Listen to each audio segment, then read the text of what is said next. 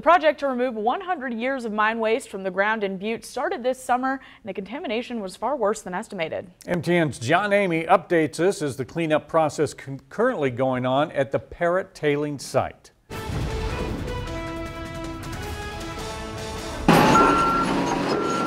They knew the groundwater beneath Butte's Parrot tailings was going to be bad, but it turned out much worse.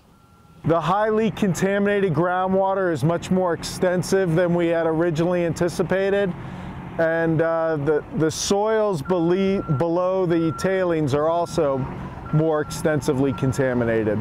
All the more reason to continue the estimated $36 million project to remove a century's worth of mine waste that has been buried underneath this area off of Civic Center Road.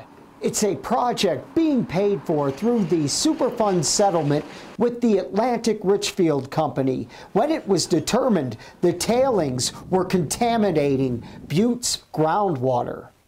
We're thousands of times over the drinking water standard and 100 times worse than the water in the Berkeley pit. Despite the high elevation of contamination, the project is continuing as planned. It doesn't change anything. I think it, though, does reinforce the need for the project and the governor's decision to move forward on this project.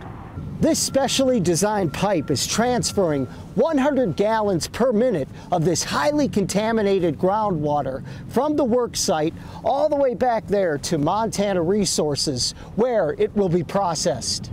We're just bringing it into what we call our dredge pond, which then goes straight to tailings and then is it's commingled in with our process water through the mill. MR will also be disposing the tailings on its property at its own expense. The project was still very important to the community, very important to our governor, and MR still looked for how we could be a player in all that. It ends up costing MR some money to handle these materials. And willing to do its part in the cleanup. In Butte, John Amy, MTN News. Now, the first phase of this project should be completed by January. Then the second phase to remove tailings across Civic Center Road, that won't get completed until 2020.